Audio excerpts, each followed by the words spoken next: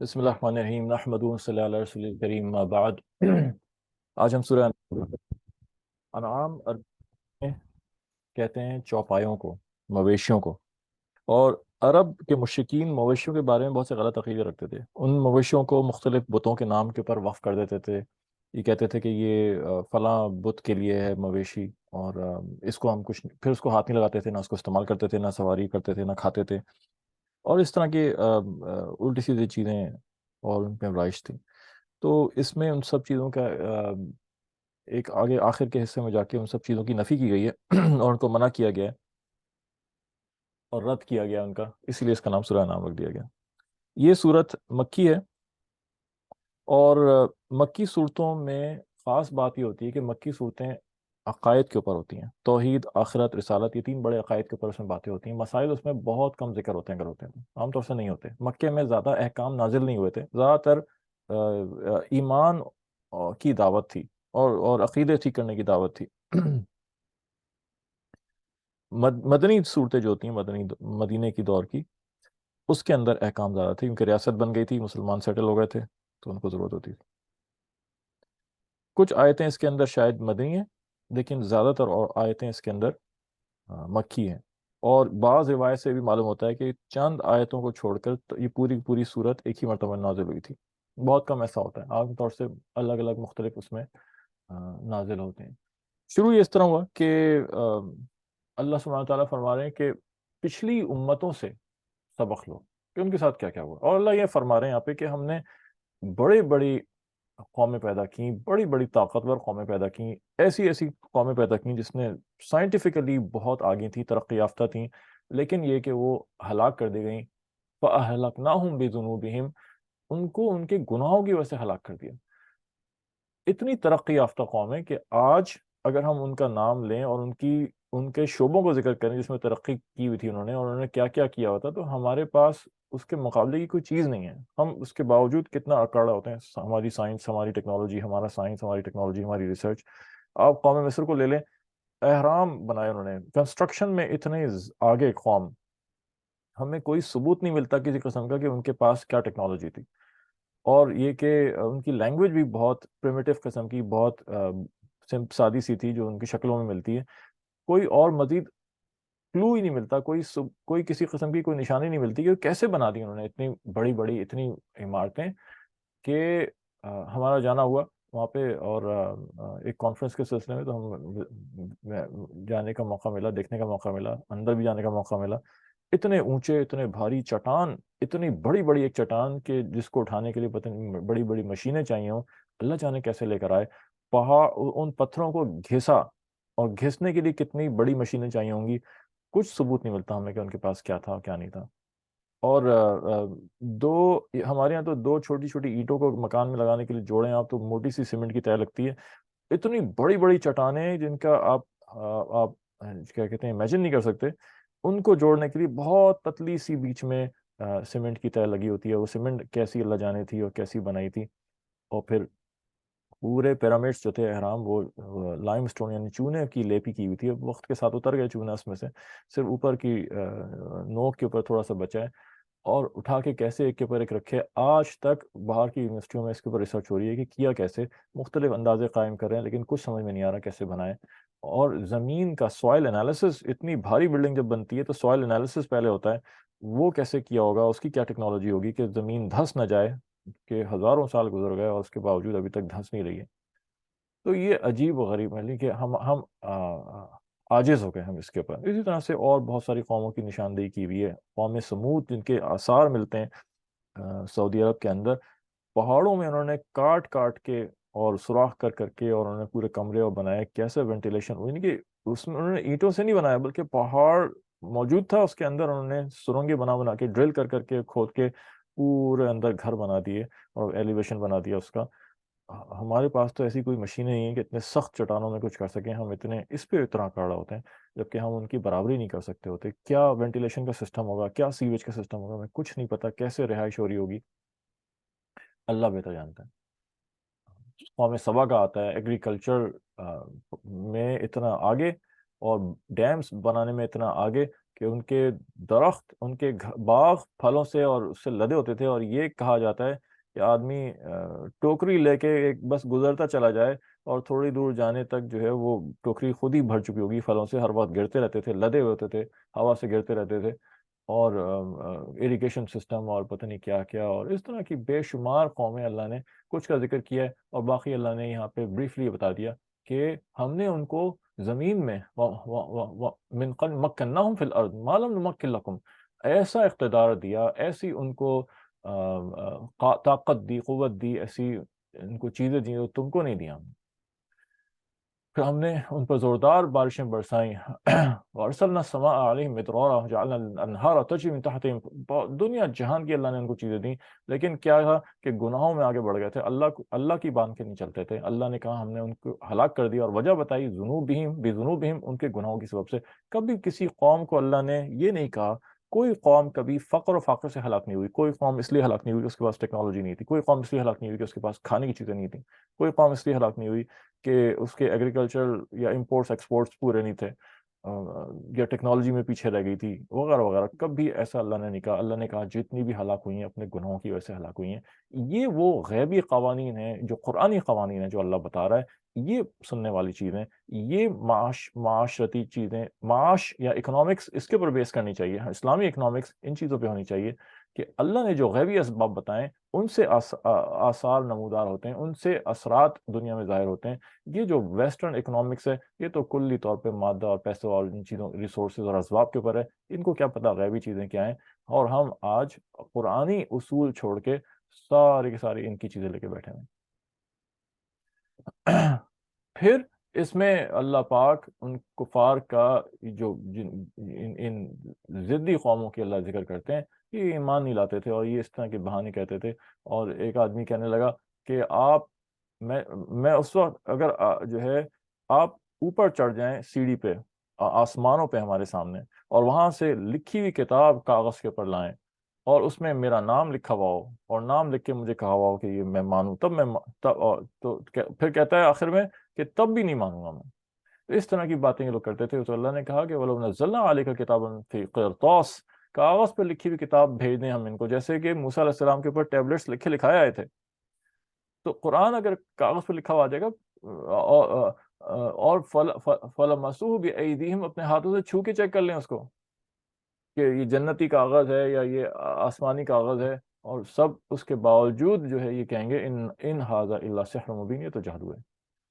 قَالُوا لَوْلَا أُنزِلَ عَلَيْهِ مَلَكٌ، پھر کہتے تھے کہ یہ کیا کہ ایک انسان کو ہمارے جیسے نبی بنا کے بھیج دیا، ہم تو نہیں مانتے، ہم تو اس وقت مانیں گے کہ ایک فرشتہ اگر آتا نبی بن کے تو پتہ چلتا کہ جی باہر سے اللہ کا کوئی پیغام لکھ رہا ہے۔ کسی نے کہا کہ نہیں، کہ کتاب فرشتوں کے ساتھ اترتی، اوپر سے 4 فرشتے اس کے ساتھ اترتے، تو اللہ فرماتے ہیں کہ وَلَوْ أَنزَلْنَا مَلَكًا لَقُضِيَ الْأَمْرُ ثُمَّ لَا يُنظَرُونَ۔ ایک بات تو اتاری کہ اگر ہم اس طرح کی کوئی بات کرتے، کوئی معجزہ آتا خلاف قانون، دنیا کے قوانین کے خلاف جب کوئی چیز ظاہر ہوتی ہے، وہ معجزہ، اللہ فرماتے ہیں اگر ہم ایسا ظاہر کرتے بس وہ فیصلہ کن بات ہوتی، وہ اس پہ نہ مانتے تو پھر عذاب آتا۔ جب بھی معجزے کا طلبگار ہوتے ہیں اور معجزہ آیا اور نہیں مانا، ہمیشہ عذاب آتا ہے، یہ اللہ کا قانون ہے۔ تو ایک تو اللہ نے فرمایا، پھر فرمایا وَلَوْ جَعَلْنَاهُ مَلَكًا لَجَعَلْنَاهُ رَجُلًا وَلَلَبَسْنَا عَلَيْهِمْ مَا يَلْبِسُونَ، اگر فرشتہ اتارتے تو ان میں ہمت کہاں تھی، تاب کہاں تھی، ان میں برداشت کہاں تھی کہ فرشتے کو اپنی اصلی شکل میں دیکھ سکتے، وہ تو ہیبت سے وہیں مر جاتے۔ اتنا ہیبت ناک اور بڑی مخلوق اور زبردست طاقتور مخلوق اللہ نے بنائی ہے فرشتے، تو اللہ فرماتے ہیں اگر وہ آتا بھی اور بھیجتے بھی تو پھر انسانی شکل میں ہوتا، اور یہ پھر وہی کنفیوز ہو جاتے اور کہتے کہ یہ تو پھر انسان بھیج دیا، تو کوئی فائدہ نہیں ہوتا ان کو۔ اور جو ہے پھر فرماتے ہیں کہ مذاق اڑاتے ہیں، استہزاء کرتے ہیں، اور یہ ہمیشہ سے ہر نافرمانوں کا طریقہ رہا، اور پھر ان کے اوپر عذاب آتا ہے۔ اور پھر اللہ فرماتے ہیں قُلْ سِیرُوا فِی الْأَرْضِ، تم ان لوگوں سے، آپ ان لوگوں سے کہتے ہیں نبی پاک صلی اللہ علیہ وسلم، تم زمین میں گھومو پھرو، دیکھو تو صحیح اللہ کے نشان، دیکھو صحیح لوگوں کے ساتھ کیا ہوا، ثم انظروا کیف کان عاقبۃ المکذبین، جو جھٹلانے والے تھے ان کے ساتھ اللہ نے کیا کیا۔ سفر سے جو ہے وہ بصیرت اور فراست بڑھتی ہے، باقی یہ کہ جس کو اللہ جتنا چاہے دے دے۔ پھر فرمایا کہ جو مشہور آیت ہے اور مشہور زمانہ آیت، الذین آتیناہم الکتاب یعرفونہ کما یعرفون ابناءہم، کہ یہ یہودی جو ہیں، اے نبی، یہ یہودی آپ اللہ کے رسول پریشان ہوتے تھے، اللہ کے رسول کو غم ہوتا تھا کہ مجھے یہ جھٹلا رہے ہیں اور میرے پاس حالانکہ حق ہے۔ تو اللہ ان کو تسلی دیتے ہیں اور کہتے ہیں کہ یہ صرف اپنی ضد میں کر رہے ہیں، حالانکہ یہ آپ کو ایسا پہچانتے ہیں جیسے اپنے بیٹے کو پہچانتے ہیں۔ ان کے پاس تفصیل سے تورات میں، انجیل میں نشانیاں آئی ہوئی تھیں کہ آخری نبی کیسا ہوگا، اور یہ اچھی طرح سے پہچانتے ہیں، صرف ضد ہے ان کو، اور وہ ضد یہ تھی کہ ہماری قوم میں سے کیوں نہیں آیا، یہ بنی اسرائیل میں سے کیوں نہیں آیا، سارے نبی بنی اسرائیل میں سے آئے، تو یہ کیوں نہیں آیا آخری نبی۔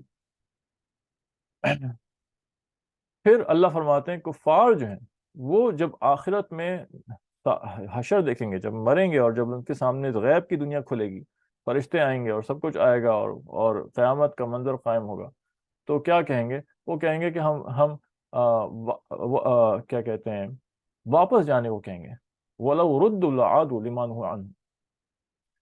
تو یہ فقالوا یا لیتنا نرد ولا نکذب بآیات ربنا ونکون من المؤمنین، ولو تری اذ وقفوا علی النار، جب وہ دیکھیں گے سب سامنے حساب کتاب ہو رہا ہوگا، ہر چیز کھل جائے گی، ابھی تو چھپی ہوئی ہے سب آزمائش ہے، تو کہیں گے کہ یا اللہ ہمیں واپس بھیج دیں، ہم ایک موقع اور دے دیں، ہم جائیں گے، ہم اعمال کریں گے، ہم آپ کو راضی کر کے آئیں گے۔ تو اللہ یہ فرما رہے ہیں وَلَوْ رُدُّوا لَعَادُوا لِمَا نُهُوا عَنْهُ وَإِنَّهُمْ لَكَاذِبُونَ، اگر ہم ان کو واپس بھی کر دیں تب بھی وہ وہی زندگی گزاریں گے، ویسے ہی کر کے آئیں گے جیسے وہ اب تک گزاریں گے، کبھی نہیں بدلیں گے یہ۔ یہاں پہ اس اشکال کا جواب ہے، اس کنفیوژن کا جواب ہے سوال کا، کہ لوگ یہ کہتے ہیں، ایک سوال یہ پیدا ہوتا ہے ذہن میں کہ یہ تو 70 80 85 سال کی زندگی ہے، اس زندگی کے اوپر ہمیشہ کی جنت اور ہمیشہ کی جہنم کا فیصلہ کیسے ہو گیا؟ اور یہ بات عقل میں نہیں آ رہی ہوتی کہ تھوڑی سی مدت کے اندر ہمیشہ ہمیشہ کی کامیابی اور ناکامی کا فیصلہ کیسے ہوا؟ تو اللہ یہ فرما رہے ہیں کہ نہیں، جو اچھے لوگ ہوتے ہیں، جو سلیم القلب لوگ ہوتے ہیں، وہ اگر ان کو ہمیشہ کی زندگی دی جائے تو وہ ہمیشہ اللہ کی اطاعت کریں گے، اور جو کافر ہیں اور جو کفر کرنے والے اور نافرمان اور ضدی، ان کو اگر ہمیشہ ہمیشہ کی زندگی دے دیں، قیامت تک کی زندگی دے دیں، تو وہ ہمیشہ ویسی زندگی گزاریں گے، اور اس ہمیشگی کے اوپر اللہ نے ان کو ہمیشہ کا عذاب اور ان کو ہمیشہ کا اجر دیا ہے۔ اللہ جانتے ہیں، اللہ نے بنایا ہے، تو اللہ کو وہ ہمیشہ ہمیشہ کی زندگی دے کے ٹیسٹ کرنے کی ضرورت نہیں، ایک سیمپل اللہ نے دکھا دیا، چکھا دیا، اور اللہ نے کہا کہ یہ واپس پھر وہی اسی پہ آ جائیں گے۔ اور یہ گویا ایسا ہے جیسے اگر ہم دیکھیں کہ کتنے ایسے لوگ ہوتے ہیں جو نافرمان ہوتے ہیں، مسلمانوں میں دیکھ لیں نافرمان ہوتے ہیں، خواب آ جاتا ہے ان کو، کوئی خواب میں دیکھتے ہیں، خواب میں کسی کیفیات سے گزرتے ہیں، کسی سزا سے گزر رہے ہوتے ہیں اور ڈر جاتے ہیں، اور جب اٹھتے ہیں تو پھر کہتے ہیں کہ اللہ کا شکر ہے یہ تو صرف خواب تھا، اور خواب میں ان کو کوئی عذاب مل رہا ہوتا ہے کسی گناہ کے اوپر اور کچھ، اور جب اٹھتے ہیں تو پھر ان کو خیال آتا ہے کہ ارے یہ تو صرف خواب تھا، اور شکر ادا کرتے ہیں، اور پھر دوبارہ سے اپنی وہی زندگی جاری رکھے ہوتے ہیں۔ تو یہ اگر کافر بھیجے جاتے دنیا میں دوبارہ، تو یہ جب دنیا میں آتے تو دنیا میں آ کے ان کی آنکھ کھلتی تو یہ بھی گویا یہی سمجھتے ارے یہ تو سب خواب تھا، وہاں کھڑا ہونا اور حساب کتاب ہونا یہ تو کچھ بھی نہیں ہے۔ وقالوا ان هي الا حیاتنا الدنیا ونحن بما مبعوثون، یہ دنیا بس یہی دنیا ہے سب کچھ، اور ہم دوبارہ نہیں اٹھائے جائیں گے۔ اور اللہ کہتے ہیں تم کاش کہ تم اگر تم اسے دیکھ لو، تم اس دن جب تم دیکھو گے کہ ان کی کیا حالت ہوتی ہے جب یہ اللہ کے سامنے کھڑے ہوں گے، اور اللہ کہے گا ان سے کیا یہ حق نہیں تھا؟ کہ ہاں یہ بالکل حق تھا، اوکے کہا جائے گا چکھو اس کا مزہ جو تم حرکتیں کر کے آئے ہو۔ اور پھر فرمایا وَمَا الْحَيَاةُ الدُّنْيَا إِلَّا اللَّعِبُ وَالدَّارُ الْآخِرَةُ خَيْرٌ لِّلَّذِينَ اتَّقُونَ أَفَلَا تَعْقِلُونَ، کہ دنیا کی زندگی بس کھیل تماشا ہے۔ لعب اور لہب، لعب جو ہے وہ کھیل ہوتا ہے جس میں کسی قسم کا کوئی نفع ہوتا ہی نہیں، نہ نفع کے لیے کھیلا جاتا ہے، جیسے چھوٹے چھوٹے بچوں کے کھیل ہوتے ہیں، گاڑیاں آپس میں چلا رہے ہیں، ٹکرا رہے ہیں، چھوٹے چھوٹے کھلونوں سے ادھر سے ادھر حرکتیں کر رہے ہیں جس کا کوئی مقصد نہیں ہے، بے فائدہ، بے مقصد، بالکل فضول چیز، اور اسی میں دل بہل رہا ہے، اس کو لائب کہتے ہیں۔ اور لہو وہ کھیل ہوتا ہے جس میں کسی نہ کسی قسم کا نفع بھی ہو، جیسے فٹ بال ہو گیا، اور کوئی کھیل ہو گیا جس میں ایکسرسائز بھی ہو رہی ہوتی ہے اور دل لگی بھی ہو رہی ہوتی ہے، تفریح بھی ہو رہی ہوتی ہے۔ اللہ فرماتے ہیں وہ دنیا کی زندگی جو ہے وہ ایسی ہی ہے، بالکل فضول، اور بالکل جو ہے اس کی کوئی حیثیت نہیں ہے، اس لحاظ سے کہ یہ ختم ہو جائے گی، کچھ نہیں بچے گا، ہاں صرف ان کے لیے کہ جو اس کو کھیل تماشے میں ضائع نہیں کرتے، بلکہ آخرت بنانے میں میں استعمال کرتے ہیں، کیونکہ اصل چیز تو آخرت ہی ہے، اور وہ متقیوں کے لیے۔ اور پھر عقل کو خطاب کیا گیا کہ کیا انٹیلیکٹ تم استعمال کیوں نہیں کرتے ہو، کہ یہ آنے جانے والی چیز ہے، سب آ کے مر مر کے جا رہے ہیں، اور اس کے باوجود بھی سارا مقصد، ساری محنت، ساری سوچ دنیا پہ لگ رہی ہے، آخرت کی تیاری نہیں ہو رہی۔ پھر اللہ فرماتے ہیں، ایک یہاں اس ہدایت کا معاملہ دیا، ایک اصول بیان کیا، وَلَقَدْ أَرْسَلْنَا إِلَىٰ أُمَمٍ مِّن قَبْلِ فَأَخَذْنَاهُم بِالْبَأْسَاءِ وَالضَّرَّاءِ لَعَلَّهُمْ يَتَضَرَّعُونَ۔ اللہ فرماتے ہیں کہ ہم نے لوگوں کی طرف رسول بھیجے، پھر انہوں نے انکار کیا، پھر ہم نے ان کو سختی اور ان کے پر تکلیفیں اور مصیبتیں بھیجیں، اور اس کی وجہ یہ تھی کہ ہم نے ان کو اس لیے بھیجی سختی کہ آدمی سختی میں اللہ کی طرف رجوع کرتا ہے، بہت ڈر جاتا ہے، پریشان ہو جاتا ہے، تو پھر کبھی نہ کبھی اس کا دل نرم پڑتا ہے، اور پھر وہ اپنے بنانے والے کی طرف، کسی بڑے کی طرف متوجہ ہوتا ہے، اور جو ہے یہ بھیجا اسی لیے کہ وہ عاجزی کریں، اکڑ ختم کر دیں، اور تو اللہ کہتے ہیں فَلَوْلَا إِذْ جَاءَهُم بَأْسُنَا تَضَرَّعُوا وَلَكِنْ قَسَتْ قُلُوبُهُم۔ تو کیوں نہیں ان کے دل نرم پڑے، کیوں نہیں وہ مصیبتیں جب ان کے پر آئیں تو ہماری طرف پلٹے وہ، لیکن مگر یہ کہ ان کے دل سخت ہو چکے تھے گناہوں کی وجہ سے، کر کر کے گناہ، اپنی مرضی سے زندگی جی جی کے دل سخت ہو گئے تھے، سننے کے لیے تیار نہیں تھے۔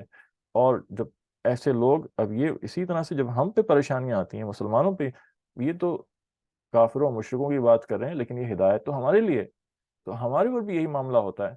تو ہم میں سے کتنے لوگ ہیں کہ جو منمانی زندگی گزارا ہوتے ہیں، پھر پریشانیاں آتی ہیں تو پھر اور الٹا شکایتوں پہ لگ جاتے ہیں اور اللہ سے دور ہو جاتے ہیں، اور یہ قساوت قلبی کی نشانی ہے۔ تو اللہ کیا چاہتا ہے؟ اللہ یہ چاہتا ہے جب بندے پہ پریشانی، مشکل آئے، وہ بندہ واپس اللہ کی طرف آئے، اور یہ نشانی ہے اچھے طبیعت، اچھے لوگوں کی۔ یہ گناہ تو ہر آدمی کر رہا ہوتا ہے، ہر اس سے گناہ ہو، لیکن جو توبہ کر لے، جو واپس پلٹ آئے، فرمایا وہ سب گناہ گار ہیں، کہ ہر ساری انسانیت گناہ گار ہے، اور بہترین گناہ گار وہ ہے جو واپس پلٹ آئے، جو توبہ کر لے۔ تو یہ اللہ ہم سے چاہ رہے ہوتے ہیں۔ موسیٰ علیہ السلام نے ایک دفعہ اللہ سے پوچھا، یا اللہ آپ کو میری کیا ادا اچھی لگتی ہے کہ میں وہ زیادہ سے زیادہ کروں؟ تو اللہ نے فرمایا، موسیٰ جب تم چھوٹے تھے، تمہاری ماں تمہیں مارتی تھیں، تو تم مار کھا کے بھی واپس ماں ہی سے چمٹ جاتے تھے۔ ہوتا ہے نا، بچوں کو دیکھتے ہیں، میں نے دیکھا بچوں کو، ہمارے بچے بھی چھوٹے ہوتے تھے جب اس طرح کرتے تھے حرکتیں، کہ مار یہ ماں، اور پھر واپس ماں ہی سے چمٹ رہے ہیں اور رو رہے ہیں اور چیخ رہے ہیں، لیکن چھوڑ نہیں رہے ماں۔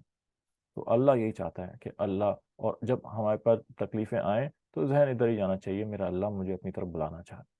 وَزَيَّنَ لَهُمُ الشَّيْطَانُ مَا كَانُوا يَعْمَلُونَ۔ شیطان جو ہے وہ اعمال اچھے کر کر کے دکھاتا ہے، ہر آدمی خوش ہے کہ میں بہت اچھا چل رہا ہوں، میں بالکل سیٹ چل رہا ہوں، بالکل سیٹ، اور میرا بہت اچھا کنیکشن چل رہا ہے۔ تو یہ میرے بھائیوں، یہ بہت پریشانی والی چیز ہے۔ فَلَمَّا نَسُوا مَا ذُكِّرُوا بِهِ فَتَحْنَا عَلَيْهِمْ أَبْوَابَ كُلِّ شَيْءٍ۔ اور اب یہ بہت خطرناک بات اللہ تعالیٰ فرما رہے ہیں کہ ایک بستی کے ذکر فرمایا کہ جب وہ لوگ بھول گئے اللہ کے احکام کو اور انہوں نے بھلا دیا، تو کیا کیا اللہ نے؟ اللہ کہتے ہیں ہم نے ہر چیز کے دروازے کھول دیے ان کے پاس، ساری سائنس، ساری ریسرچ، ساری زمینوں نے اپنے راز اگلنے شروع کر دیے، جہاں ہاتھ ڈالتے وہ سونا بن جاتا، جس چیز کھولتے وہاں سے ڈسکوریز ہونے شروع ہو جاتی، ریسرچ بننے لگی، اور ایجادیں ہونے شروع ہو گئیں۔ حتی اذا فرحوا بما اوتوا اخذناهم بغتة فاذا هم مبلسون، یہاں تک کہ وہ اترانے لگے، ہماری سائنس، ہماری ریسرچ، ہمارا یہ، ہمارا وہ، ہماری پاور، نیوکلیئر ویپنس، یہ وہ فوجیں، ہماری تعداد، ہمارا انفراسٹرکچر، ہماری ہر چیز، اترانا شروع کر دیا۔ تو اللہ فرماتے ہیں پکڑ لیا، پکڑ آئی، اور جب پکڑ آئی فاذا هم مبلسون، تو حیران ہو گئے، پریشان ہو گئے، یہ کیسے ہو گیا؟ ہم تو اتنے ایڈوانس تھے، یہ کیسے ہو گیا؟ یہ تو ہونا ہی نہیں چاہیے تھا، یہ تو ایکویشن ہی غلط ہو گئی، یہ تو سمجھ نہیں آ رہی بات کی کیا ہوا، کیوں ہوا ہے، حیران ہو جائیں گے۔ فَقُطِعَ دَابِرُ الْقَوْمِ الَّذِينَ ظَلَمُوا، تو ان کو جڑ کھا دی۔ یہاں اللہ نے بڑی ایک اہم بات یہ بتائی، اور یہاں فتح الابواب کا لفظ استعمال کیا، یہ ٹرمینالوجی اللہ کی۔ یہ جو چیزیں ملنی شروع ہوئیں، ان کو نعمتیں نہیں کہیں گے۔ تو علماء یہاں مفسرین بیان کرتے ہیں کہ گناہوں پہ اگر تمہیں دنیا کی چیزیں ملنا شروع ہو جائیں اور تمہاری زندگی گناہوں پہ گزر رہی ہے، تو یہ بڑے فکر اور پریشانی کی بات ہے کہ یہ اللہ کی طرف سے اب ڈھیل دی جا رہی ہے، کہ بڑھتا چلا جائے، بڑھتا چلا جائے، بڑھتا چلا جائے۔ ایک اور جگہ بھی اللہ نے فرمایا ہم ڈھیل دے دیتے ہیں، یہ بڑھتا چلا جائے اپنی اپنی بغاوت میں، اپنے اس میں گناہوں میں، پھر ہم اس کو پکڑ نہیں سکتا۔ تو ہم نے تو خود سنا اپنے کانوں سے لوگوں سے کہتے سنا کہ جن کی زندگیاں کھلے عام گناہ میں گزر رہی ہیں، اللہ کی طرف متوجہ نہیں ہوتے، پسند نہیں کرتے کہ کوئی اللہ کی بات سنی جائے، اور کوئی نصیحت کرے، اور جو ہے خواہشات میں زندگی بسر ہو رہی ہے، اور اللہ نے خوب دیا اور خوب دیا، اور یہ کہتے سنا اپنے خود اپنے کانوں سے کہ ہم تو اتنے دیندار کے ہیں، پتہ نہیں اللہ کو ہماری کیا بات پسند آ گئی کہ ہمیں نوازے جا رہا ہے نوازے جا رہا ہے۔ ارے بھائی یہ نوازت ہوئی ہے، یہ تو پکڑ کے لیے چوہے دان لگائے جائے، چوہے دان لگائے جائے کہ پکڑ پکڑ پکڑ لیا جائے، فکر کی بات پر سرکاری کی جائے۔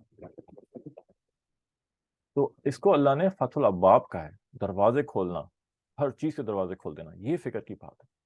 اور جو نعمتیں ہوتی ہیں اس کو دوسری جگہ پہ جب ہم جائیں گے آگے کی صورتوں میں، تو اللہ نے نعمتوں کے لیے اللہ نے برکات من السماء فرمایا، آسمان سے برکتیں نازل فرمانا، دونوں میں فرق ہے۔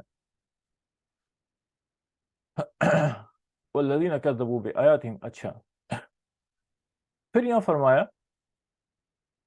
قل لا اقول لكم عندي خزائن الله ولا اعلم الغیب ولا اقول لكم انی ملک۔ نبی پاک صلی اللہ علیہ وسلم نے فرمایا آپ کہہ دیں کہ بھائی میں غیب نہیں جانتا ہوں، میرے پاس کوئی غیب کا علم نہیں ہے، اور میرے پاس کوئی خزانے بھی نہیں ہیں اللہ کے، اور میں فرشتہ بھی نہیں ہوں۔ یہ اعلان کروایا کہ باوجود اتنا صاف اعلان کروایا، اس کے باوجود ایک طبقہ ہمارے ہاں آج اس کا قائل ہے کہ نبی پاک صلی اللہ علیہ وسلم عالم الغیب تھے۔ بھائی اللہ، اور بھی جگہ آیتیں آئی ہیں اس میں اللہ نے کہا بھی جتنا ہم نے چاہا ہم نے وہ بتا دی غیب کی باتیں۔ نبی پاک صلی اللہ علیہ وسلم مطلقاً عالم الغیب نہیں تھے، جتنا اللہ نے چاہا بتانا وہ آپ نے بتا دیا، جب اللہ کو جو اللہ نے نہیں بتایا وہ آپ صلی اللہ علیہ وسلم کو نہیں پتا۔ تو یہاں خاص صاف صاف کہلوایا جا رہا ہے کہ بھئی میں عالم الغیب نہیں جانتا، اور دوسری آیتوں میں بھی اللہ نے کہا ہے کہ بھئی جتنا جو اللہ نے چاہا وہ اللہ نے بتایا، اور یہی اصل چیز ہے، اور نہ آپ صلی اللہ علیہ وسلم ان اتبع الا ما یوحی، میں تو بس وہی کہتا ہوں جو میرے پاس ہے، اپنی طرف سے نہیں کچھ نہیں۔ قل هل يستوي الاعمى والبصير افلا تتفکرون، پھر اللہ فرماتے ہیں جس کو ہدایت مل گئی اور جس کو ہدایت نہیں ملی وہ برابر ہو سکتا ہے، کیا اندھا اور دیکھنے والا برابر ہے؟ ہرگز، کیا تم غور نہیں کرتے؟ پھر یہ فرمایا ہوتا یہ تھا کہ نبی پاک صلی اللہ علیہ وسلم کے پاس ہر نبی کے زمان، ہر نبی کو ماننے والے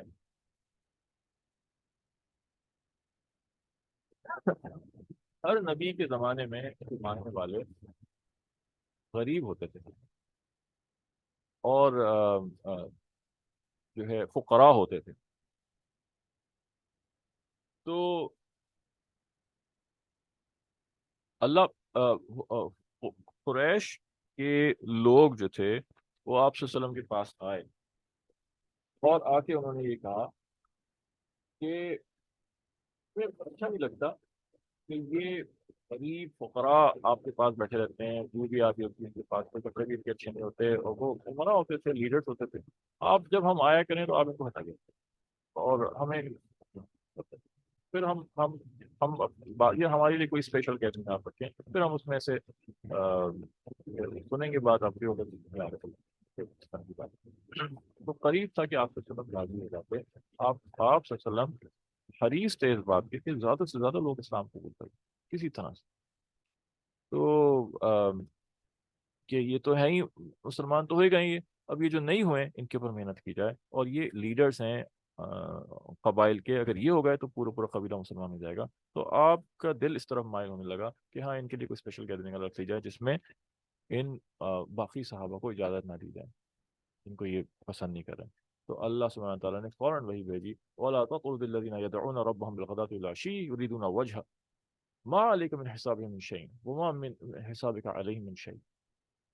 نہیں، یہ تو وہ لوگ ہیں صحابہ کہ جو دن رات اللہ کو پکارتے ہیں اور اللہ کی خوشی چاہتے ہیں، اخلاص والے لوگ ہیں، اور قربانی والے لوگ ہیں، آپ ہرگز ان کو دور نہیں کریں گے، اجازت نہیں ہے آپ کو ان کو دور کرنے کی۔ اور ایک اور جگہ پہ فرمایا کہ آپ ان کے ساتھ بیٹھیں، ان کی کمپنی میں بیٹھیں تاکہ آپ ان کی اصلاح کر سکیں۔ یہ زیادہ اس بات کے حقدار ہیں کہ آپ ان کے ساتھ بیٹھ کے ان کی اصلاح کریں، ان کو اور روحانی ترقیات کی طرف لے کے جائیں۔ اور یہ جو باقی لوگ ہیں ان کا تو کوئی بھروسہ ہی نہیں ہے، اور ان کے آپ کے اوپر کوئی ذمہ داری نہیں ہے، یہ نہیں چاہتے سننا تو نہ سنیں، کنڈیشنز نہیں لی جائیں گی کسی قسم کی شرائط نہیں دی جائیں گی.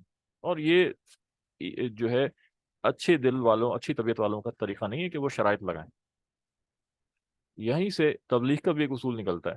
تبلیغی جماعت کے جتنے اصول ہیں، اور اول تو یہ کہ یہ تبلیغی جماعت جو ہے کوئی جماعت نہیں ہے، یہ کوئی تنظیم نہیں ہے، کوئی آرگنائزیشن نہیں ہے. یہ لگ گیا ایک جماعت کا لفظ کے ساتھ خواہ مخواہ میں.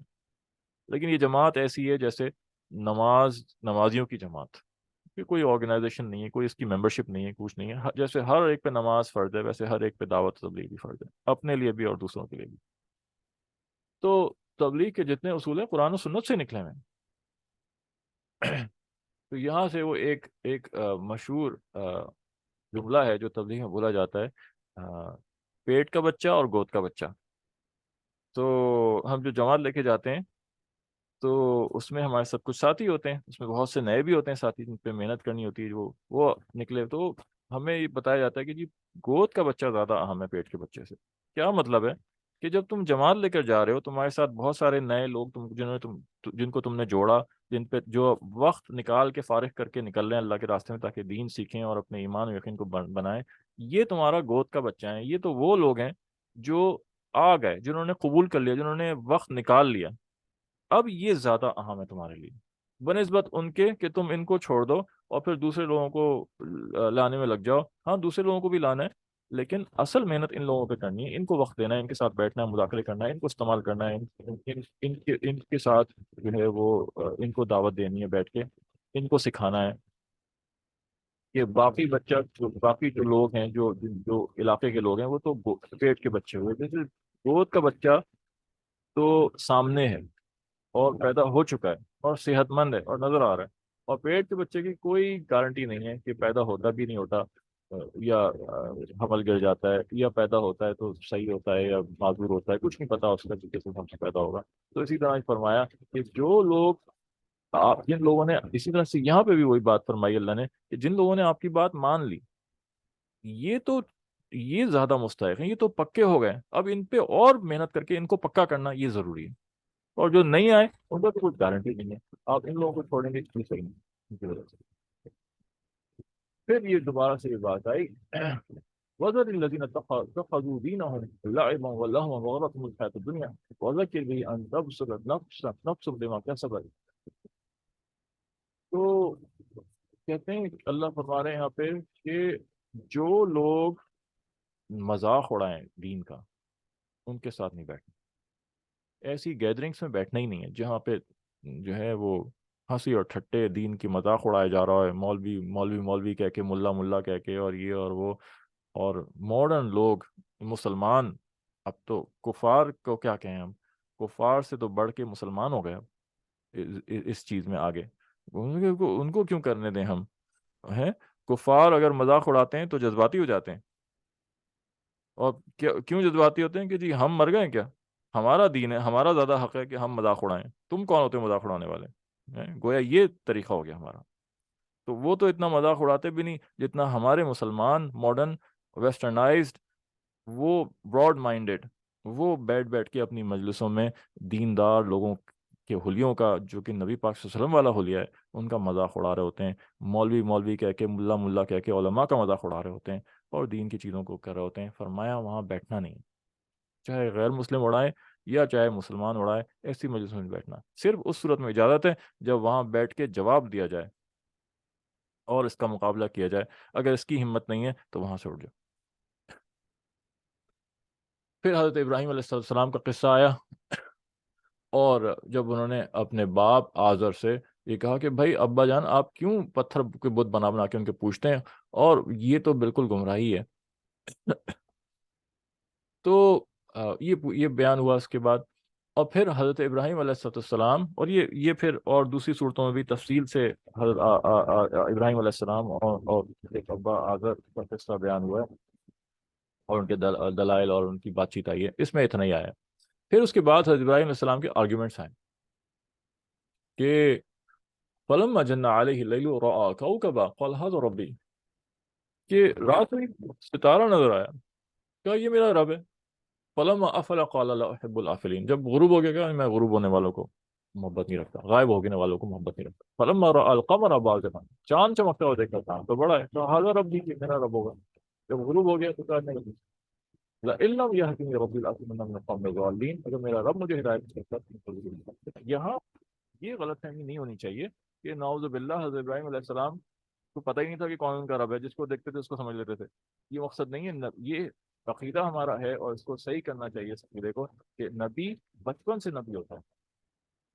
نبوت کی ذمہ داری اس کو 40 سال کی عمر میں ملتی ہے، لیکن بچپن سے وہ نبی سلیکٹڈ ہوتا ہے اور بچپن سے اس کی حفاظت رہتی ہے. نبی کبھی گناہ نہیں کرتا اور کبھی اس کو جو ہے وہ غلط عقیدوں میں اور کفر میں اور ان چیزوں میں نہیں ملتا.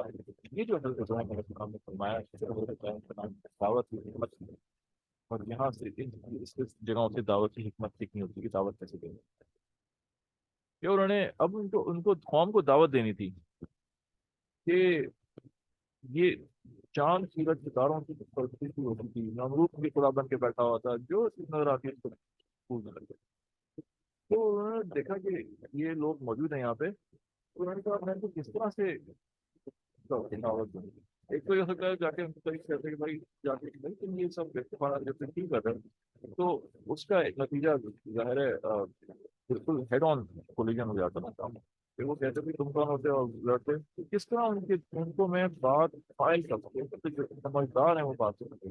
تو یہ بیٹھے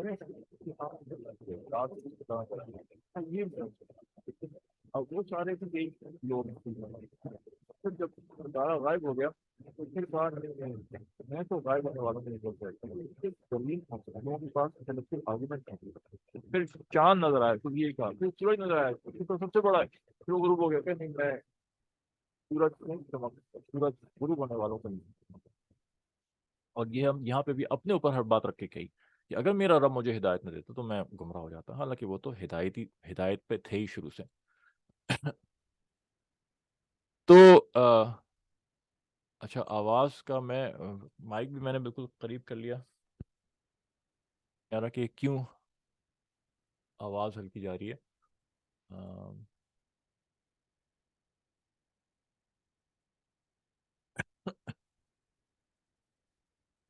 اچھا جی چلیں. تو یہ انہوں نے بڑی حکمت کے ساتھ آرگومنٹس دیے اور کہ سمجھنے والے آفینڈ بھی نہ ہوں، اور ان میں سے کوئی عقل والا شاید اس بات کو لے لے. پھر بعد میں ظاہر ہے ہیڈ آن بھی ہوا ان سب کے ساتھ، تو یہ تو ہوتا ہی ہے. پھر انہوں نے زبردست جملہ کہا انی وجہت وجہ للذی فطر السماوات والارض حنیفا وما انا المشرکین، میں تو سب سے اپنا رخ ہٹا لیا، سب سے اپنا رخ پھیر لیا، ہر چیز بیکار ہے، ہر چیز کوئی بھی چیز کسی قابل نہیں ہے کہ اس کی طرف توجہ دی جائے. میں تو صرف اس ذات کی طرف منہ کرتا ہوں جو جس نے زمین اور آسمان کو پیدا فرمایا، اور سب کو میں نے چھوڑ دیا. پھر اس کے بعد 18 نبیوں کا ذکر اللہ نے اس صورت میں فرمایا ہے، اور سب سے زیادہ نبیوں کا ذکر اسی صورت میں فرمایا ہے، سورہ انعام. تو یہ یاد رہے گی ہمیں انشاءاللہ کہ اس سورہ انعام وہ واحد میں سب سے زیادہ نبیوں کا ذکر اللہ نے فرمایا. سارے 1.25 کے قریب انبیاء اللہ نے بھیجے، ہمیں تو بہت لوگوں کا نام بتایا، باقی ہمیں پتہ نہیں. اور میں سے 18 نبی کا ایک ساتھ ذکر جو ہے وہ اس صورت میں آیا، اور کوئی صورت ایسی نہیں جس میں 18 نبی آئے. اور اللہ مقصد یہی تھا، یہ دیکھو یہ سارے نبی ہیں، سارے اللہ والے لوگ ہیں، یہ سارے ہدایت والے لوگ ہیں، تم ان کے طریقوں سے سمجھو.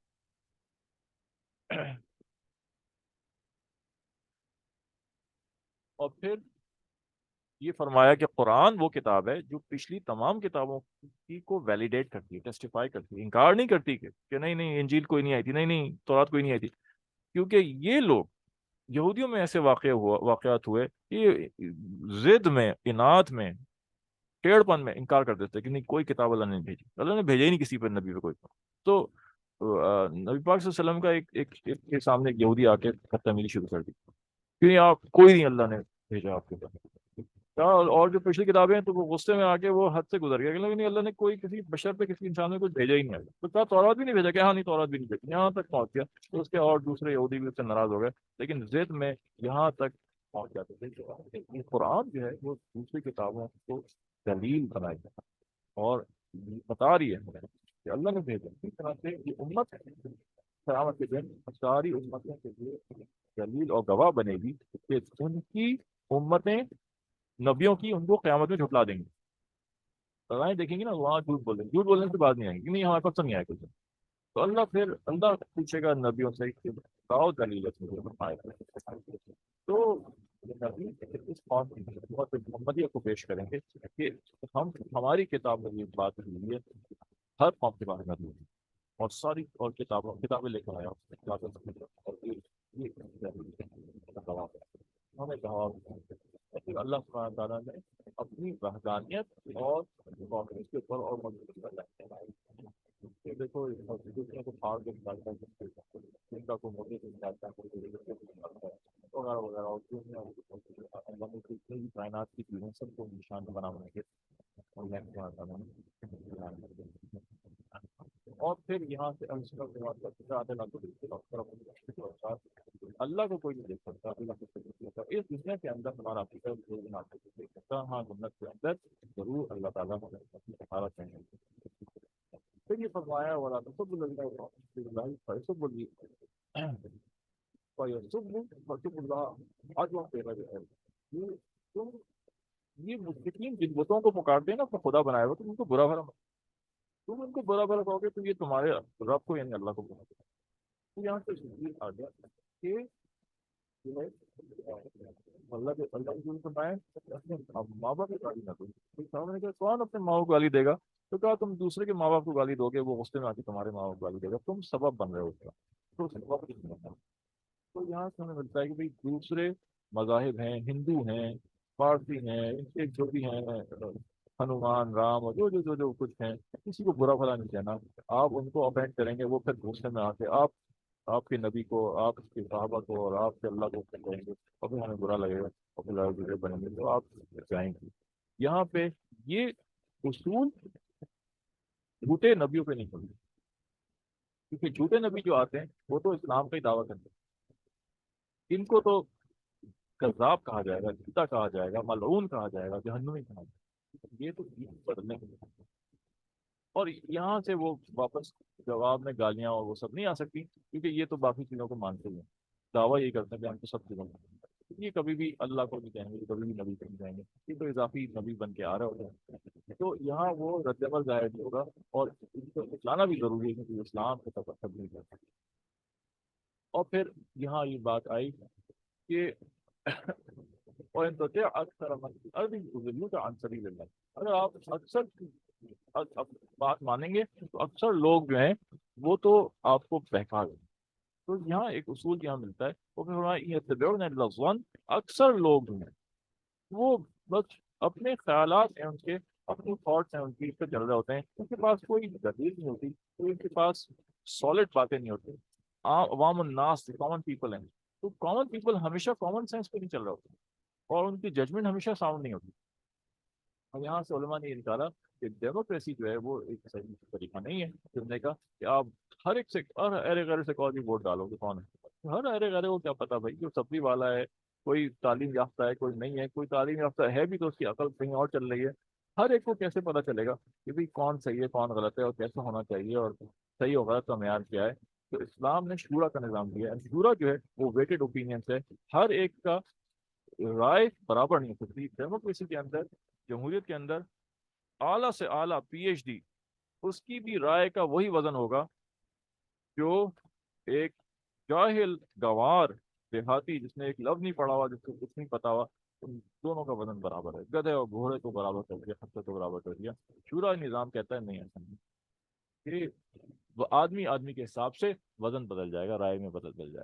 ہر آدمی اس قابل نہیں ہے کہ اس سے رائے لی جائے اور اس سے پوچھا جائے. اہل و رائے جو ہیں وہ بالکل الگ طرح ہے. اور پھر فرمایا کہ صرف حلال چیزیں کھاؤ, جس پہ اللہ کا نام لیا گیا وہ کھاؤ, بار بار بار بار کھاؤ. اور پھر فضول جو آرگومنٹس ہوتے ہیں نا, ہر آدمی میں اہلیت نہیں ہوتی کہ وہ دلائل دے سکے صحیح, اور دلائل کو سمجھ سکے. بعض دلائل ہوتے ہی غلط ہیں بالکل, لیکن ہر آدمی میں صلاحیت نہیں ہو سکی کہ وہ اس کو انالیسس کرے اور اس کی غلطی کو سمجھے. وہ اس کو صحیح لگ جاتا ہے, اس کو صحیح سمجھ لگتا ہے. تو قریش نے ایک فضول سا ایک بیہودہ سا آرگیومنٹ دیا اور آگے پوچھنے لگے رسول اللہ کے رسول سے کہ رسول کہ آپ جو ہیں وہ اچھا، کیونکہ اللہ نے منع کیا تھا مردار نہ کھاؤ، جو آدمی جانور مر جاتا ہے اسے نہ کھاؤ، ذبح کر کے کھاؤ. تو کہنے لگے کہ آپ اپنے ہاتھ سے مارا ہوا جانور جس کو آپ ذبح کرتے ہیں اس کو تو کھا رہے ہیں، اور جس جانور کو اللہ نے مارا اس کو نہیں کھا رہے. یہ کیا بات کر رہے ہیں آپ کیا اللہ کو اپنے سے چھوٹا کر دیا آپ نے؟ اب یہ بظاہر بڑے اچھے اچھے لیبلز لگتے ہیں، اور آج بھی مسلمانوں میں بڑے اچھے اچھے جو غلط غلط فرقے بن گئے ہیں، بڑے اچھے اچھے لیبلز اور آرگیومنٹس دیتے ہیں، کنفیوز کر دیتے ہیں. اور آدمی عوام الناس وہ پکڑ نہیں پاتے کہ ان آرگیومنٹس کی اور دلائل میں ان میں غلطی کہاں پر ہے. لہٰذا ہر چیز کو لے کے فہم والے لوگوں کے پاس جانا چاہیے، خود اپنی طرف سے طے کر کے نہیں بیٹھ جانا چاہیے چیزیں. وہ جا کے کنفیوژن کو دور کرنا چاہیے اہل علم حضرات سے، ان حضرات کو جس میں اللہ نے ان کو اللہ نے فہم دیا ہوا ہے. یہ پہلے بھی بات آئی، اللہ نے کہا کہ وہ جو خبر آئے تو ایسے نہ آگے پھیلا دو، بلکہ ان کے پاس لے جاؤ جن کے پاس فہم ہے. تو اب یہ اس کے جواب میں اللہ جواب بہت کچھ ہو سکتا تھا. جواب ایک جواب یہ ہو سکتا تھا کہ بھائی ذبح کرنے سے خون بہ جاتا ہے، خون حرام ہے، جو مردار ہوتا ہے اس کا خون تو اندر ہی جم جاتا ہے. یہ ٹیکنیکل جواب ہو گیا. ایک جواب یہ ہو سکتا تھا کہ وہ بھی کہ بھائی ہر چیز کو اللہ ہی نے مارا ہے، جو میں ذبح کر رہا ہوں یہ بھی تو اللہ ہی کا مارا ہوا ہے، فعل اللہ کا ہے، اس کو کرنے والے ہم ہیں، اس کو کسب کرنے والے ہم ہیں، لیکن اصل تو فعل اللہ کا ہے. جو بھی مار رہا ہے، جو بھی جس طرح سے بھی جانور مر رہا ہے، اللہ ہی کا حکم تھا. اللہ کا حکم تھا کہ وہ گر کے مرے، اللہ کا حکم تھا کہ بس سے ٹکرا کے مرے، اللہ کا حکم تھا کہ انسان اس کو ذبح کرے اور اس سے مرے. یہ سب اللہ کا حکم ہے، سب کو اللہ نے مارا ہے. ایک ہی جواب ہوتا تھا. ایک جواب حاکمانہ تھا، اللہ نے فضول باتوں کو اللہ نے ختم کر دیا. کہا کہ ہر آدمی میں صلاحیت نہیں کہ وہ انٹلیکچوئل آرگیومنٹس کے جواب دے سکے انٹلیکچولی، لیکن ایک جواب ہر آدمی دے سکتا ہے. اللہ نے کہا بس اللہ نے یہ کہا ہے، اللہ نے اس کو حرام کیا، حرام اور حلال اللہ نے بتا دیے کیا ہے، اب تم آگے فضول باتیں بند کرو. تو یہ جواب تو ہر آدمی دے کے چپ کرا سکتا ہے کسی. پھر فرمایا کہ وَذَرُوا ظَاهِرَ الْإِثْمِ وَبَاطِنَهُ، کہ ظاہری گناہ بھی چھوڑنے، باطنی گناہ بھی چھوڑنے. لوگ اس پہ آ جاتے ہیں کہ نہیں جی باطن زیادہ اہم ہے، ظاہر سے تو زیادہ ضروری باطن ہے. ظاہر کا کیا ہے، اصل تو دل کی کیفیت ہے. نہیں، اللہ فرماتے ہیں ظاہر کے بھی گناہ چھوڑنے، اور پہلے ظاہر کا ذکر کیا ہے. میں پھر وہی بات عرض کرتا ہوں بار بار کہ اس پہ توجہ دینی چاہیے، ان اصولوں پہ قرآن کی تفسیر کے. کہ ترتیب سے بہت فرق پڑتا ہے قرآن کے اندر. یہ اللہ کا ایک قرآن کی ایک طریقہ ہے کہ ظاہر الاسم پہلے آیا پھر باطن آیا. پہلے ظاہر بنتا ہے، بچہ بھی ماں کے پیٹ میں بنتا ہے تو پہلے اس کا ظاہر بنتا ہے، ڈھانچہ بنتا ہے، بعد میں اس کی روح آتی ہے. اسی طرح سے انسان کے اندر جب تبدیلی آتی ہے، جب ریفارمیشن آتا ہے، جب ہدایت ملتی ہے اس کو، پہلے ظاہر بدلتا ہے، باطن بعد میں بدلتا ہے. یہ اصول ہے. اللہ ماشاء اللہ کوئی فطرتی طور پہ جو ہے وہ اچھے دل کا ہو تو وہ ایک الگ بات ہے. سچ بولنے والا بعض دفعہ فطرت ہوتی ہے، وہ بظاہر دیندار لگے گا بھی نہیں، نہ داڑھی ہوگی، نہ وہ حجاب پہن رہی ہوگی، نہ وہ نماز پڑھ رہا ہو یا پڑھ رہی ہوگی، لیکن سچ بول رہی ہوگی. یہ فطری طور پہ بعض چیزیں اندر سے پیدا ہو چکی ہوتی ہیں، پہلے سے ایک چلا آ رہا ہوتا ہے، خاندان میں چلا آ رہا ہوتا ہے. یہ ایکسیپشنز ہیں، مستثنیات ہیں. ورنہ اصول یہ ہے کہ پہلے ظاہر چیز آسان ہوتی ہے بدلنا، وہ بدلتی ہے سب سے پہلے، اور باطن کی محنت بہت مشکل ہوتی ہے، تو اس میں پوری زندگی بھی لگ جاتی ہے. تو یہ ترتیب ہے اس کی. تو ظاہر بھی چھوڑنا ہوگا، لباس بھی صحیح کرنا ہوگا، فیشن بھی صحیح کرنا ہوگا، ظاہر کے گناہ بھی چھوڑنے ہوں گے، اور باطن کے گناہ بھی چھوڑنا ہوگا. اور پھر ایک ولید بن مغیرہ آدمی تھا، اس کا ذکر کیا. وہ کہتا تھا بھائی تم نے کیوں پروفٹ بنا دیا، نبی بنا دیا، مجھے کیوں نہیں پروفٹ بنایا، اور ہمیں بھی پروفٹ، ہمیں بھی رسول بنا کے بھیجتے، مجھے بناتے رسول. تو اللہ فرماتے ہیں کہ اللہ اعلم حیث یجعل رسالتہ، اللہ جانتا ہے بہتر کہ کس کو رسالت دینی ہے اور کہاں دینی ہے، کوئی طے نہیں کر سکتا. یہ چیز اللہ کی طرف سے ہے. اور پھر فرمایا کہ فمن یرد اللہ ان یہدیہ یشرح صدرہ للاسلام ومن یرد ان یضلہ یجعل صدرہ ضیقا حرجا کانما یصعد فی السماء. بہت بہت زبردست بات فرمائی کہ اس کو اللہ ہدایت دیتا ہے وہ سینہ وسیع ہو جاتا ہے اس کا.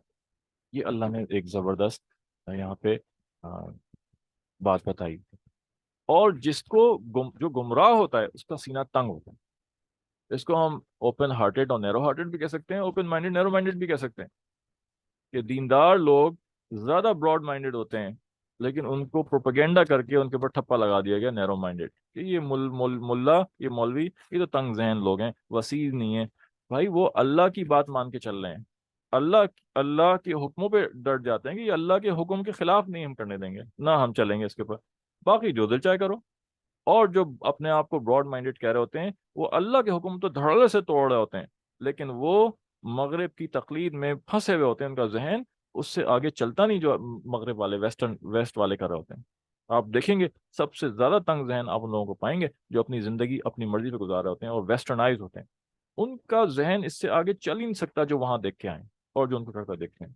جبکہ اللہ والے لوگ وسیع القلب وسیع الذہن ہوتے ہیں، وہ کہتے ہیں یار اللہ کے حکم نہیں ٹوٹنے چاہیے، باقی اب ڈھونڈو، اب آپ آگے راستہ نکالو۔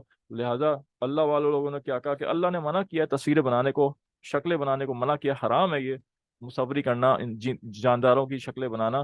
تو اب ہمیں یہ بھی ایک انسانی ضرورت ہے کہ ہمیں ڈرائنگ کرنی ہے، ہمیں ڈیزائننگ کرنی ہے۔ تو اب ہم کیا کریں؟ اب ہم اللہ کے حدود پہ رہتے ہوئے کس طرح اپنے تقاضے پورے کریں؟ تو پھر اسلامک آرٹ وجود میں آ گئی، ایسے خوبصورت پھول بوٹے اور ڈیزائن اور طرح طرح کے، یہ خاص اس کے اوپر لیبل لگ گیا اسلامک آرٹ کا، کہ میں نے امریکہ میں دیکھی کتاب لائبریری میں رکھی ہوئی، آسٹریلیا میں دیکھی لائبریری میں رکھی ہوئی جہاں سے پڑھے ہم، کہ وہاں اسلامک آرٹ کے نام سے کتاب لکھی ہوئی اور گوروں نے لکھی ہے خاص، اور ایسا خوبصورت ڈیزائن ہے کہ وہ وجود میں کیوں آیا؟ اس لیے کہ ایک نئی ڈسکوری، ایک نیا ایجاد، کہ اللہ کی حدود کو قربان نہیں کیا۔ اور وہ لوگ جو اللہ کی حدود توڑے جا رہے ہوتے ہیں، ان کے آگے صرف وہ ہوتا ہے جب ویسٹرن قوم جب کوئی چیز ایجاد کرے گی تو اسے لیں گے، ورنہ ان کا دماغ اس سے آگے چلتا ہی نہیں۔ تو یہ سمجھنے والی چیز، یہ سوچنے والی چیز ہے کہ ہمیں اللہ کے حکم نہیں توڑ سکتے۔ عبداللہ بن مسعود رضی اللہ عنہ سے روایت ہے، رسول صلی اللہ علیہ وسلم نے اوپر والی آیت فرمائی، پھر ارشاد فرمایا جب نور سینے میں داخل ہوتا ہے تو سینہ کھل جاتا ہے۔ پوچھا گیا یا رسول اللہ علیہ وسلم کیا اس کی نشانی ہے کہ سینہ کھل گیا؟ اور فرمایا کہ اس کی نشانی یہ ہے کہ دنیا سے دوری، دل دور ہو جائے اور آخرت کی طرف دل جو ہے لگنے لگے، اور موت سے پہلے موت کی تیاری شروع کر دے۔ 3 نشانیاں فرمائیں کہ سینہ کھلنے کی، اور پھر فرمایا کہ سیدھا راستہ اللہ کا راستہ ہے۔ یہ یہاں پہ سمجھنے کی بات ہے، اور یہ سورہ فاتحہ کے اندر پھر وہی بات آ جاتی ہے کہ سورہ فاتحہ میں مختصر باتیں بیان ہوئی تھیں، تو یہاں پہ بھی جیسے اہدنا الصراط المستقیم کا، یا اللہ سیدھا راستہ دکھا دیں، تو صراط ربک، صراط اللہ کہہ سکتے تھے جو یہاں کہا اللہ نے، لیکن وہاں اللہ نے صراط الذین انعمت علیہم لوگوں کی طرف بھیجا کہ اللہ اور رسول کے راستے کی صحیح رہنمائی اللہ والے لوگ کریں گے، لوگ ہی مان کے چلنا ہے، سلف و صالحین چلنا ہے، صالحین کے طبقے کے پیچھے چلنا ہے، اپنی مرضی سے ہم مطلب نہیں نکال سکتے۔ اور ہمیں یہ دیکھنا ضروری ہے کہ صالحین کا طبقہ کون سا ہے، اور ان میں سب سے پہلے تو انبیاء آ گئے، اور انبیاء کے بعد پھر سب سے پہلے صحابہ آ گئے، پھر تابعین آ گئے، پھر تبع تابعین آ گئے۔ ان کو نمونہ بنائیں گے ہم، ان کی مرضی، ان کی طریقوں کے خلاف، ان کی انٹرپریٹیشن کے خلاف جس کی انٹرپریٹیشن ہوگی اس کو رد کر دیں گے، کیونکہ یہ اللہ نے معیار دیا ہے، یہ ناپنے کا پیمانہ دیا ہے صحیح ہوگا۔ جتنی امت اللہ کے رسول سے زیادہ قریب تھی اس زمانے سے، اتنی زیادہ ہدایت۔ اور پھر مشرکین، اب یہ وہ آ گئے جس کی وجہ سے سورہ نام کا نام رکھا گیا، اور ہم سورت کے ختم پہ پہنچ چکے ہیں کہ وہ جو تھے مختلف بتوں کے لیے مختلف جانوروں کو وقف کر دیتے تھے، الٹے سیدھے انہوں نے اپنے طریقے بنائے ہوئے تھے کہ بعض دفعہ کہتے تھے کہ فلاں جانور جو ہے اگر زندہ کسی کو پیدا کر دے، کوئی جانور زندہ پیدا ہو جائے بچہ، تو وہ مرد کھائیں گے، اور جو ہے مردوں پہ حلال ہوگا، عورتوں پہ حرام ہوگا، اور مردہ ہو گیا تو عورتوں پہ حلال ہوگا، مرد پہ حرام ہوگا۔ الٹی سیدھے حرکتیں انہوں نے عجیب طرح کی ان کے نام رکھے ہوئے تھے اور ان کو وقف کر دیتے تھے، اور یہ اسی طرح سے کہتے تھے فلاں جانور کا دودھ مردوں کے لیے حلال ہے، عورتوں پہ حرام ہے، فلاں کا مردوں پہ حرام ہے، عورتوں پہ حلال ہے۔ الٹا سیدھا اللہ نے سب کا رد کیا، اور فرمایا کہ یہ جو ہے یہ اللہ کی طرف سے جو حرام حلال ہے یہ متعین ہے، اور یہ خود فیصلہ نہیں کر سکتے۔ اسی طرح سے پھر اور اللہ نے یہاں پہ لسٹ دیے، تو اسی لیے اس کا نام سورہ نام پڑا ہے۔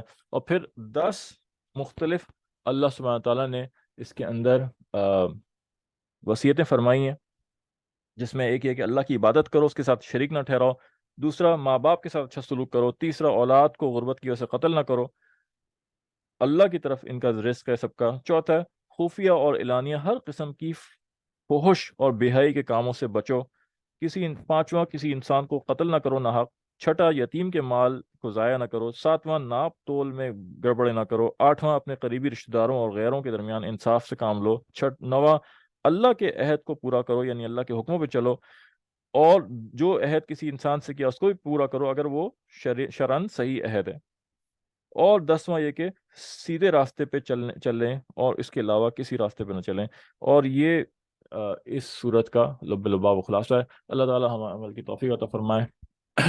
اللهم لك الحمد كما أنت أهل، فصل وسلم على محمد كما أنت أهل، وافعل بنا كما أنت أهل، فإنك أهل التقوى والمغفرة.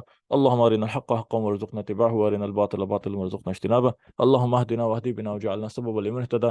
یا اللہ جو کچھ پڑھا اس پہ اس کی فہم عطا فرمائے، جو کچھ سمجھا اس پہ عمل کرنے کی توفیق عطا فرمائے، ہم سے ہماری نسلوں سے دین کا کام لے لیجئے، ہمیں ہدایت عطا فرما دیجئے، اور صلی اللہ تعالیٰ علیہ وسلم، آمین آمین آمین یا رب العالمین۔